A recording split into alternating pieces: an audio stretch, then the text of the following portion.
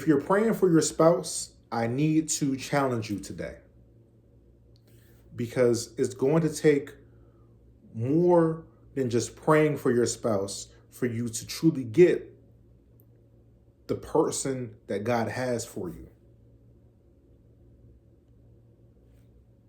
Yes, you need to pray, but petitions mean nothing without preparation. I'll say that again. Petitions mean nothing without preparation. So you're praying for Mr. Right. You're praying for the woman of your dreams. What are you truly doing to prepare?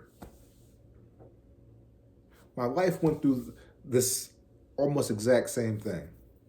She talked about it last night. How she prayed, and she prayed that she was going to get the right man.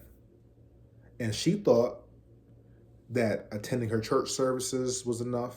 She thought that singing and dancing during praise and worship was enough. She thought that God was going to place, she had this list of what she wanted out of a man. He had to be God-fearing, he had to be this, he had to be that, all these different things. And she thought that God was going to just take that man and drop him in her pew in church. Because that's all she was doing. She was going to work, church, and home. That's all she was doing at that time. And then while she was at work, I think she was working at a preschool, I think. There was a Jamaican woman who came and talked to her and said,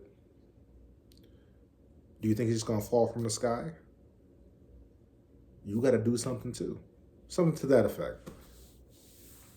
But I remember her saying, "Do you think he's going to fall from the sky?" That's what my wife said.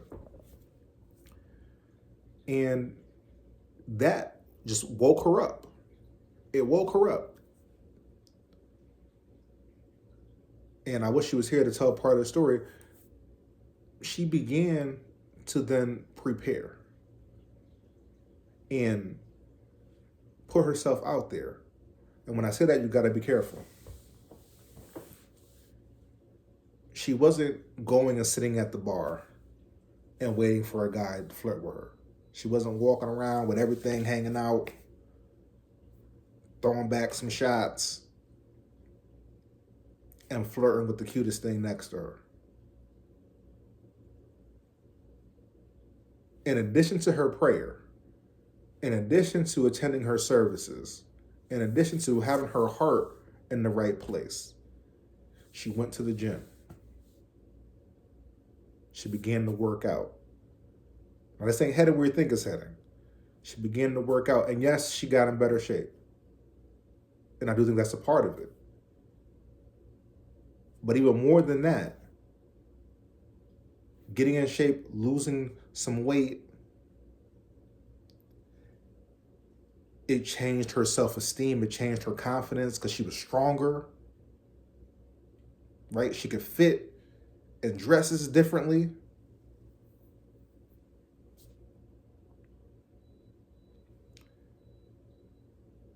She could wear certain types of heels because she was doing her squats and her legs and calves were stronger, and she could be on her feet longer. Now my wife can't really even wear heels, but that's just age at this point, I believe. Age and preference.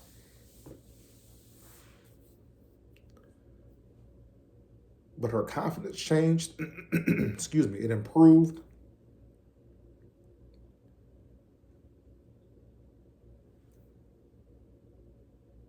And she began to work more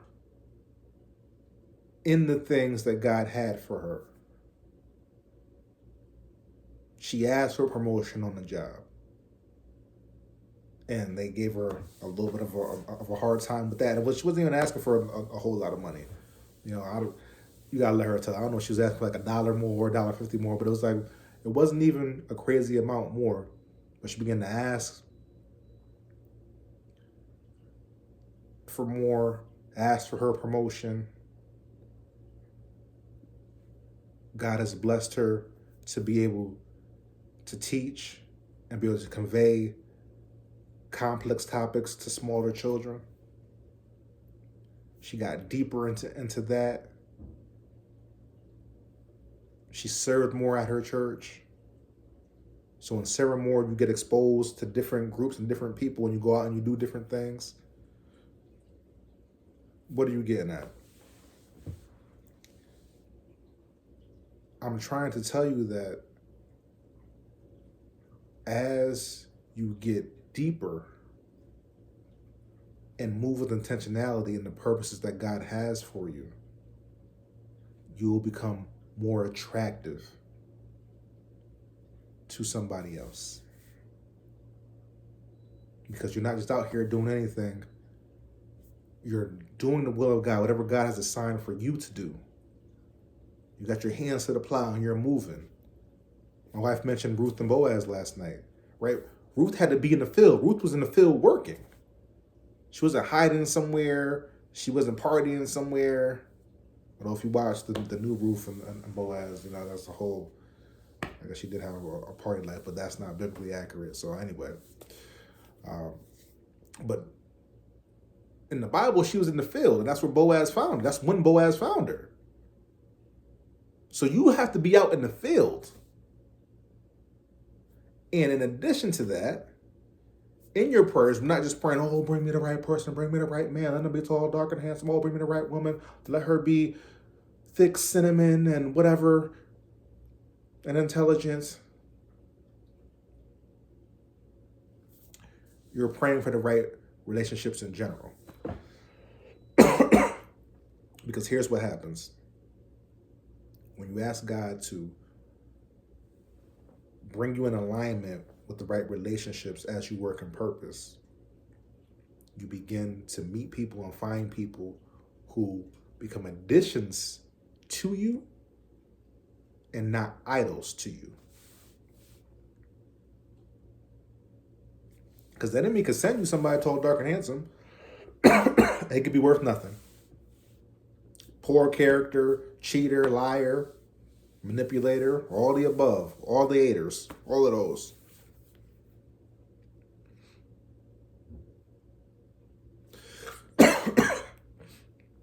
And before I lose my voice, and it could not amount to anything when you ask God to align you, right? And here's the thing, right?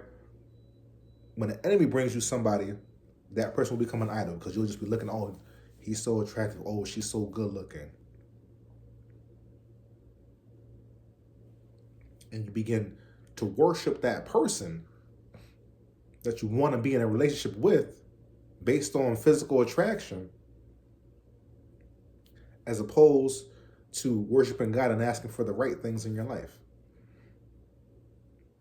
So when God brings it into your life, not only will they be attractive, but they'll be an addition to your purpose. They'll be at the minimum,